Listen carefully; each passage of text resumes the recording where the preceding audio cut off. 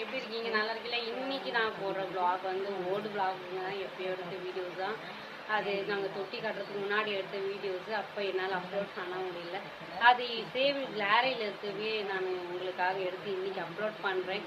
ஒரு காக்கா என்னை ரொம்பவே டென்ஷன் பண்ணியிருந்து டார்ச்சர் பண்ணுது. அது எப்படிலாம் டார்ச்சர் பண்ணுது, எப்படிலாம் என்ன பண்ணுதுன்னு பாருங்கள். நம்ம வீடியோ பிடிச்சிருந்தால் லைக் பண்ணுங்கள், கமெண்ட் பண்ணுங்கள். இது வரைக்கும் ஆதரவு கொடுத்த எல்லா நம்ம அந்த உள்ளங்களுக்கு மிக்க நன்றி. ஹாய் மக்கள், இன்னைக்கு வ்ளாக் என்னென்னு நடக்குது மத்தியானம் வரைக்கும் நான் அப்லோட் பண்ணியிருக்கேன். வீடியோ ஸ்கிப் பண்ணாமல் பாருங்கள். காக்கா பாருங்க மாடும் கத்தினே தான் இருக்குங்க.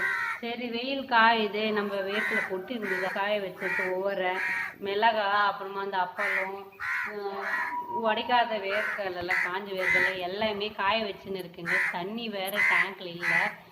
பாருங்கள் மேலே பாருங்கள் எப்படி கத்துதுன்ட்டு. கீழே போன இறக்கி மறுபடியும் வீடியோஸ் எடுக்கலான்னு பார்க்குறேன். மறுபடியும் மேலே காக்கா கத்திக்கினே இருக்குது. ஒருவேளை அதையும் என்னையும் சேர்த்து வீடியோ எடுன்னு சொல்லுதான்னு எனக்கு ஒன்றும் புரியல. சரி, அதையும் சேர்த்து வீடியோ எடுக்கலான்ட்டு மேலே நம்ம கேமராவை தூக்கி காமிச்சா வீடியோ எடுத்தா சைலண்ட் ஆகிடுது. கீழே இறக்குனா மாடு கத்துது, கீழே இறக்குனா மாடு கத்தினே இருந்ததுங்க. எதனால் அது கத்துதுன்னு எனக்கு இன்னமும் அது எனக்கு புரியறதா இருந்தது. சில நேரத்தில் வந்து இந்த டேங்க் ஃபுல்லாக தண்ணி பிடிச்சி வச்சுருப்பாங்க ப்ளூ டேங்க்கில். இது வந்து இந்த வீடியோ வந்து நான் எடுத்தது ஓல்டு வ்ளாக் வீடியோ தான், நான் தொட்டி கட்டுறதுக்கு முன்னாடி. பாருங்கள், இந்த தண்ணி ஃபுல்லாக இருந்ததுன்னா தண்ணி குடிக்கிறதுக்கு காக்கா உட்காரும். இப்போ தண்ணி இல்லாதனால தண்ணி நிரப்ப சொல்லுதா, இல்லைன்னா நான் உள்ளே போன பிறகு இங்கே இருக்க பொருளெல்லாம் ஆட்டையை போட பார்க்குதானோ எனக்கு தெரியல.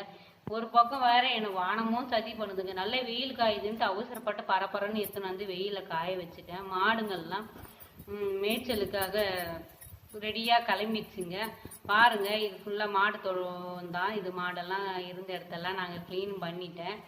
பாருங்கள், வெக்கில் வந்து கொஞ்சம் கம்மியாக தான் இருந்தது. இந்த முறை வெக்கில் நிறையவே குடான் ஃபுல்லாக அடுக்கி வச்சுருக்கேன்.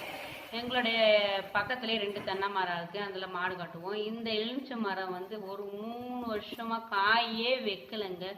இந்த ஊர் தாங்க அரும்பான அரும்பு நிறைய பூத்துருக்கு. பரவாயில்ல, அது ஒரு சந்தோஷமான விஷயம். இது பல நாள் பட்டு போயிருந்ததுங்க. இப்போ தான் பச்சை கட்டு இந்த இல்லாமல் எங்களுக்கு காய் வந்து வச்சிருக்கு, குட்டி குட்டி காய் வச்சிருக்கு. இந்த வ்ளாக் வந்து நல்லா காய் வச்ச பிறகு உங்களுக்கு எடுத்து நான் அப்லோட் பண்ணுறேன்.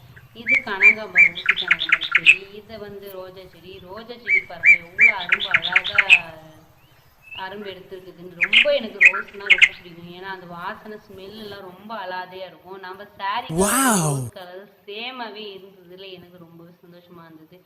தொட்டியில் தண்ணி இல்லாதனால தான் இங்கே தொட்டி இப்போதைக்கு என்கிட்ட கிடையாது இல்லையா, அது வாட்டர் டேங்க் பேரலில் தான் தண்ணி இருக்குது.